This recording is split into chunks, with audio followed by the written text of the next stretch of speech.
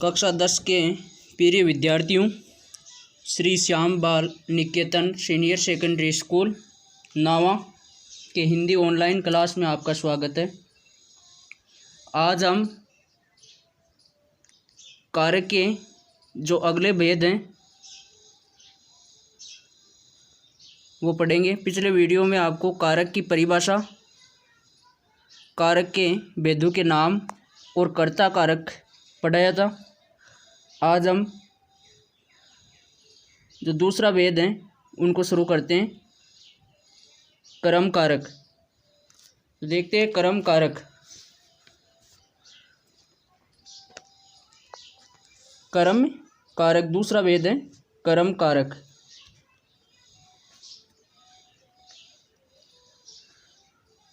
क्रम कारक है वह वस्तु या व्यक्ति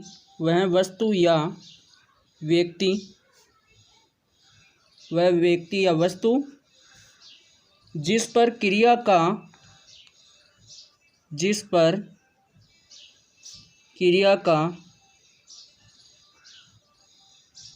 प्रभाव पड़ता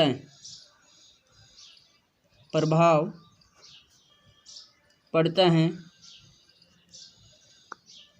उसे क्रम कारक कहते हैं।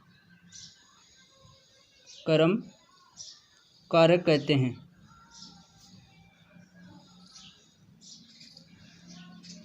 वह वस्तु या व्यक्ति जिस पर क्रिया का प्रभाव पड़ता है उसे क्रम कारक कहते हैं। कोई भी व्यक्ति हो चाहे वस्तु हो, उन पर क्रिया का प्रभाव पड़ेगा उसे क्रम कारक कहते हैं। क्रम कारक की विभक्ति चिन्ह क्या होता है? क्रम कारक की विभक्ति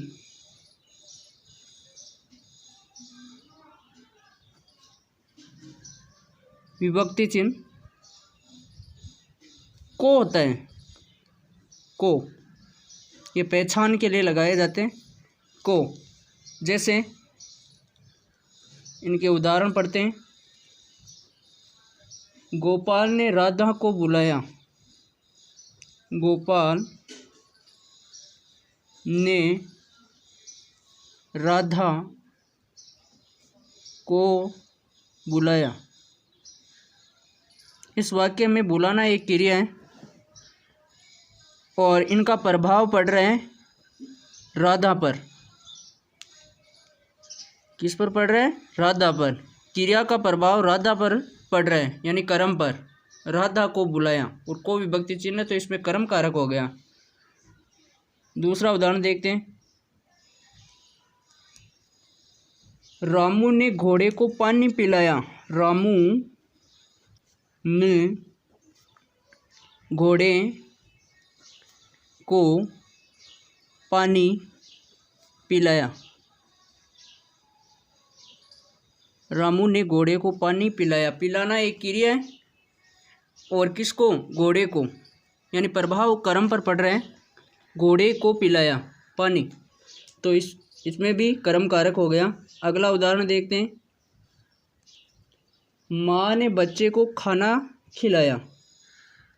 माँ ने बच्चे को खाना खिलाया। खिलाना एक क्रिया है और बच्चे को खाना किसको खिला रहे? बच्चे को। क्रम पर पड़ रहा है प्रभाव क्रिया का, तो इसमें क्रम कारक हो गया। अगला एक उदाहरण और देख लेते हैं। मेरे दोस्त ने कुत्ते को भगाया।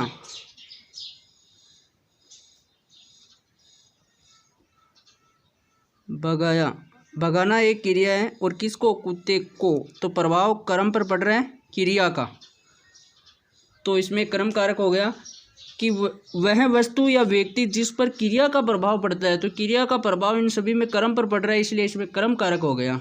तो ये क्रम कारक की पहचान हो जाएगी। अगला कारक का भेद है तीसरा, करण कारक। करण कारक करण कारक वह साधन जिससे क्रिया होती है, वह साधन जिससे क्रिया होती है उसे करण कारक कहते हैं। करण कारक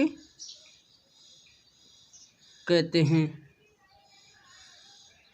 वह साधन जिससे क्रिया होती है, मतलब क्रिया है किसकी सहायता से हो रही है, वहाँ करण कारक हो जाएगा। इनकी विभक्ति चिन्ह देखते हैं। विभक्ति चिन्ह से, जिनकी सहायता से, तो से विभक्ति चिन्ह होगी। जैसे उदाहरण देखते हैं, बच्चे गाड़ियों से खेल रहे हैं। बच्चे गाड़ियों से खेल रहे हैं। बच्चे गाड़ियों से खेल रहे हैं। खेलना एक क्रिया है, किसकी सहायता से? गाड़ियों की सहायता से। तो कार्य किसकी सहायता से हो रहा है? गाड़ियों की सहायता से हो रहा है। तो वह साधन जिससे क्रिया होती है वहाँ करण कारक, तो इसमें करण हो जाएगा कारक। अगला एग्जाम्पल देखते हैं। पत्र को कलम से लिखा जाता है। पत्र को कलम से लिखा जाता है।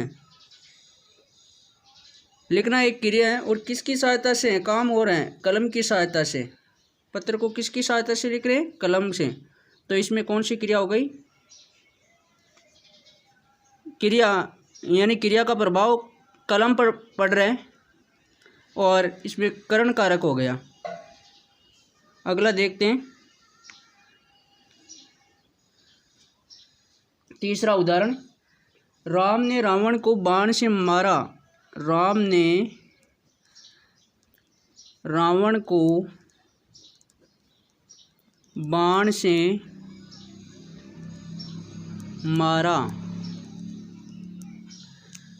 तो इसमें मारना एक क्रिया है और किसकी सहायता से? बाण की सहायता से।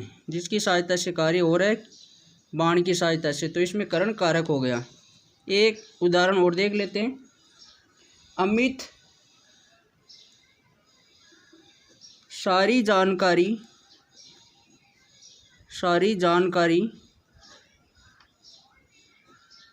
जानकारी पुस्तकों से लेता है। पुस्तकों से लेता है। लेना एक क्रिया है और किसकी सहायता से? पुस्तकों की सहायता से। कार्य पुस्तकों की सहायता से हो रहा है, तो इसमें करण कारक हो गया। यानी वह साधन जिससे क्रिया हो रही है वहाँ पर करण कारक हो जाएगा। तो ये तो था करण कारक। अगला है कारक का भेद 4 नंबर पर, संप्रदान कारक। संप्रदान कारक। तो संप्रदान कारक पढ़ते हैं। संप्रदान का अर्थ होता है, संप्रदान का अर्थ देना। संप्रदान का अर्थ होता है देना। संप्रदान का अर्थ होता है देना। जब वाक्य में किसी को कुछ दिया जाए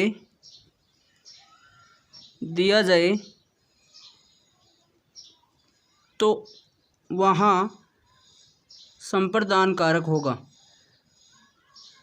संप्रदान कारक होगा। जब वाक्य में किसी को कुछ दिया जाए तो वहाँ संप्रदान कारक होगा। तो इनकी विभक्ति होती है, विभक्ति चिन्ह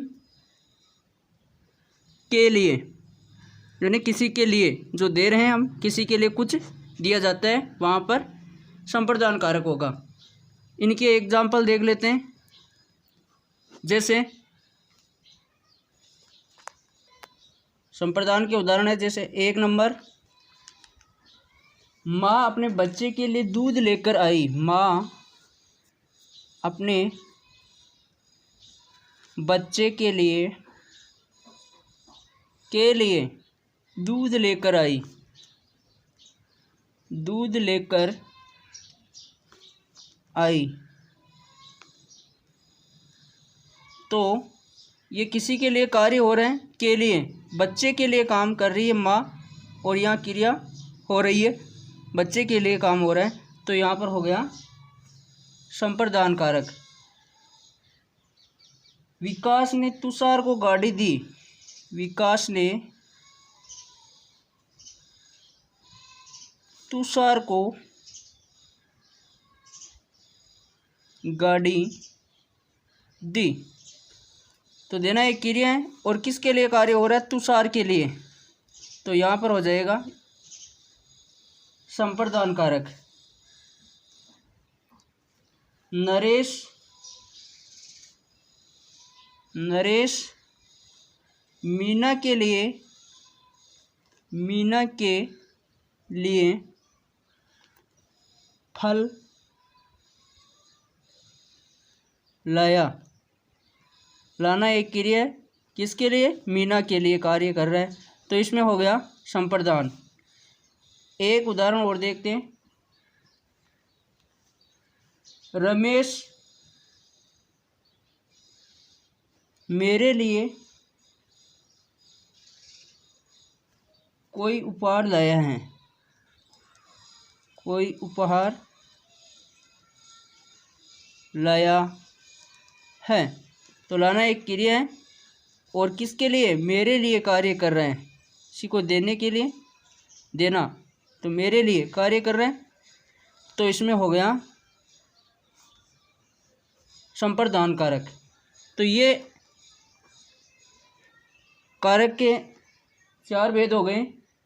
अगले वीडियो में हम जो 4 भेद और बाकी बच गए उनको पढ़ेंगे।